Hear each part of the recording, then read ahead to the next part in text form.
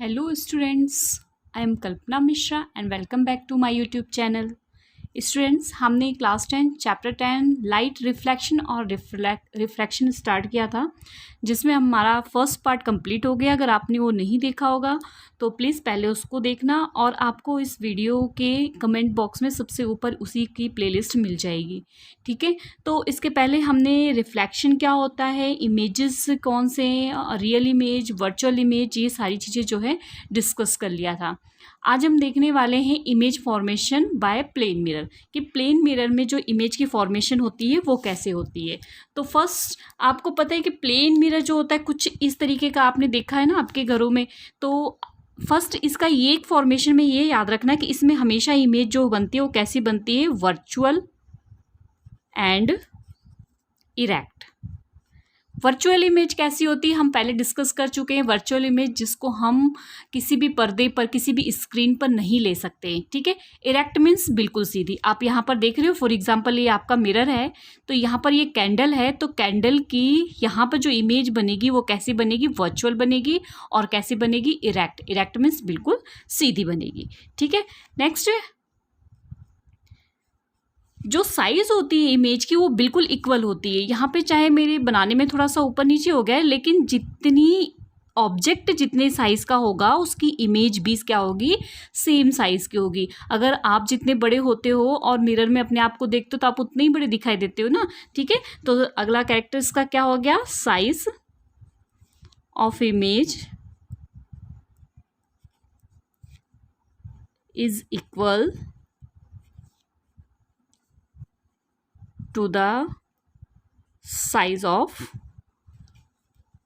Object. ठीक है, तो जो इमेज की साइज होती है वो ऑब्जेक्ट की साइज की क्या होती है, इक्वल होती है। ठीक है, नेक्स्ट हम इसका एक कैरेक्टर लिख सकते हैं। इमेज जो फॉर्म होती है इसमें वो क्या होती है, सब इमेज जो होती है वो फॉर्म होती है जितना, देखो ये मिरर से आगे जितना ऑब्जेक्ट होगा उतनी ही डिस्टेंस पे उसकी इमेज फॉर्म होगी। मीन्स हम कह सकते हैं कि अगर हमारा जो ऑब्जेक्ट है अगर 1 मीटर की डिस्टेंस पे है मिरर से, ठीक है, अगर फॉर एग्जांपल हम मान लेते हैं 1 मीटर की डिस्टेंस पे है, तो इमेज जो है वो भी क्या बनेगी, 1 मीटर की डिस्टेंस पे ही बनेगी। ठीक है,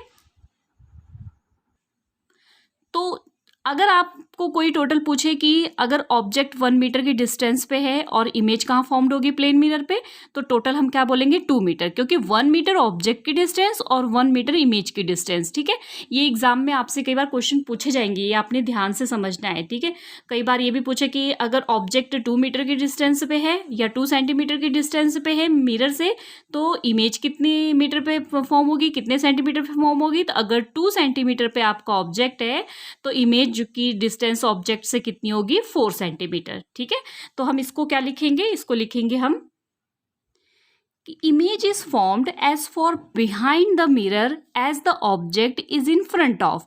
मतलब जितना फ्रंट में ऑब्जेक्ट होगा, मिरर से जितना फ्रंट में ऑब्जेक्ट होगा उतने ही पीछे क्या होगी, इमेज इसकी बनेगी। ठीक है, नेक्स्ट हमारा जो है इसका इमेज फॉर्मेशन प्लेन मिरर का है वो है लैटरली इनवर्ड।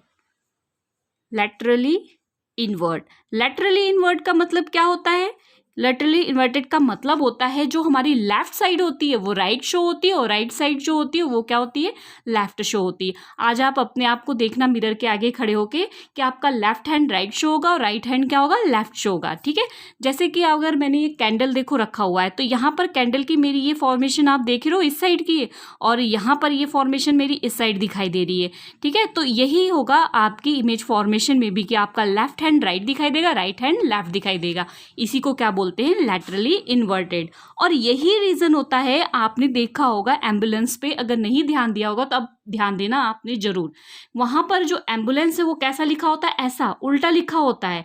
क्यों ऐसा उल्टा लिखा होता है कि जो ड्राइवर्स वगैरह होते हैं ना वो क्या करते हैं, अपने जो रेयर व्यू जो मिरर लगा होता है उसमें जब ये उल्टे जो है एम्बुलेंस को देखेंगे तो उनको वो सारे अक्षर क्या होंगे, सीधे दिखाई देंगे।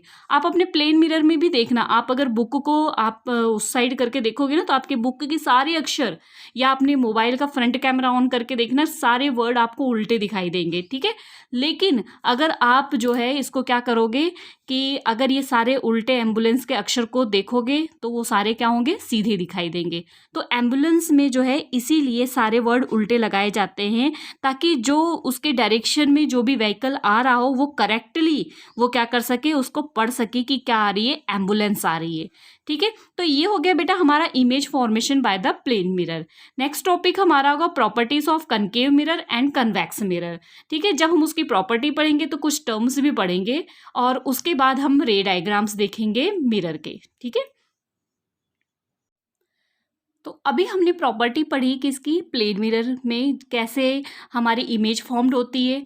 तो इसके लिए अब जो हमारे स्फेरिकल मिरर था, कनकेव और कन्वेक्स मिरर, उसमें भी जो इमेज की फॉर्मेशन होती है वो क्या होती है, वो डिपेंड करती है उसके ऑब्जेक्ट के कहाँ पर है, कहाँ पर ऑब्जेक्ट स्थित है, कहाँ पर ऑब्जेक्ट की पोजीशन है, उस पर डिपेंड करती है। ठीक है, तो इसके पहले हमें कुछ प्रॉपर्टी पहले हम मिरर की पढ़ लेते हैं और उसके बाद हम पढ़ेंगे इसके कुछ इंपॉर्टेंट टर्म्स, फिर हम रे डायग्राम देखेंगे। ठीक है, तो first properties of A concave mirror, सब अगर पहले हम ड्रॉ कर लेते हैं कनकेव मिरर।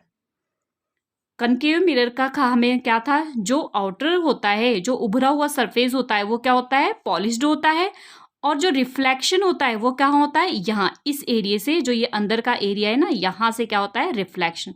ये थोड़ा सा मैं इसको ब्रॉड कर दे रही हूँ। ठीक है, तो अब इसमें मान लो यहाँ पर कोई ऑब्जेक्ट है, ये हमारा कोई ऑब्जेक्ट है। ठीक है, इसको मैं मान लेती हूँ ए और ये बी।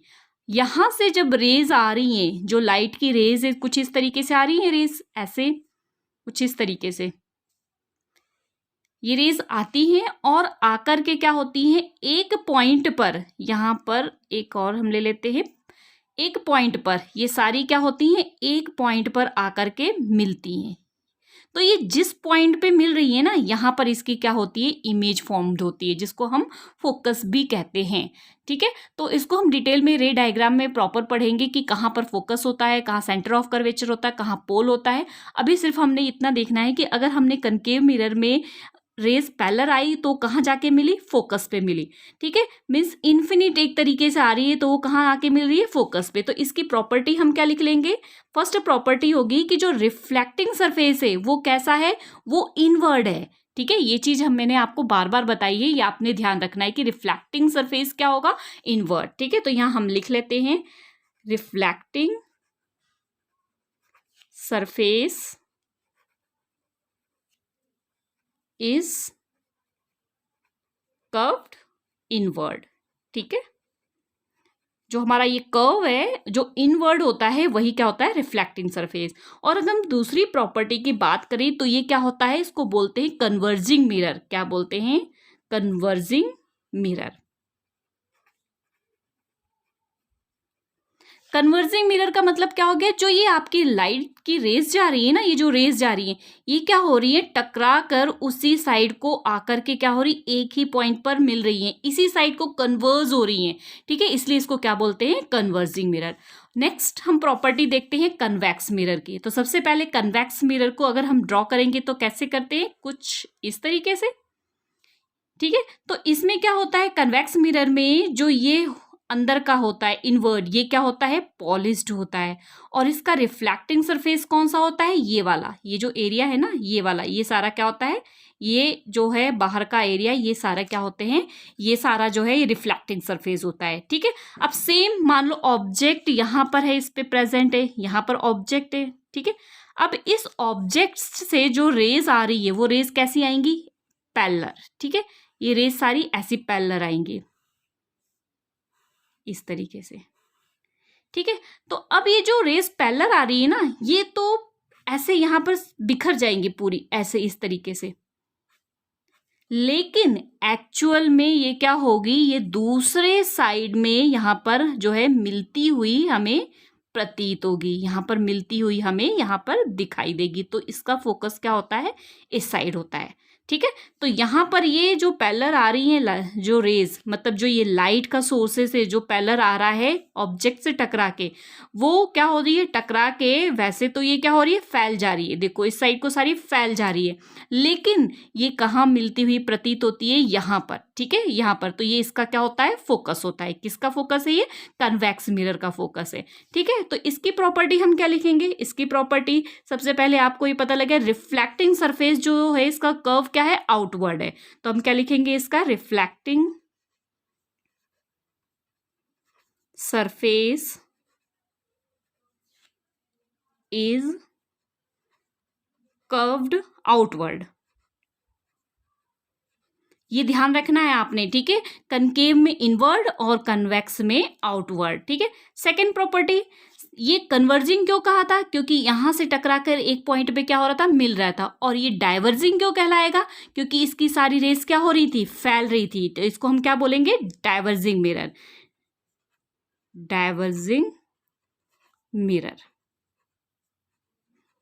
तो ये हमारा हो गया प्रॉपर्टीज ऑफ कनकेव और कन्वेक्स मिरर। इसके बाद जो इसकी इमेज फॉर्मेशन जहाँ फोकस होती है ना, जब यहाँ पर हमारी रेज मिलती है तो यहाँ पर इसकी क्या होती है, इमेज फॉर्म्ड होती है।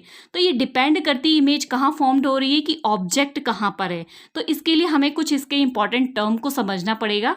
ठीक है, तो वो इंपॉर्टेंट टर्म को हम नेक्स्ट लेक्चर में देखते हैं। आई होप बच्चों ये इतना टॉपिक आपको अच्छे से क्लियर हो गया है।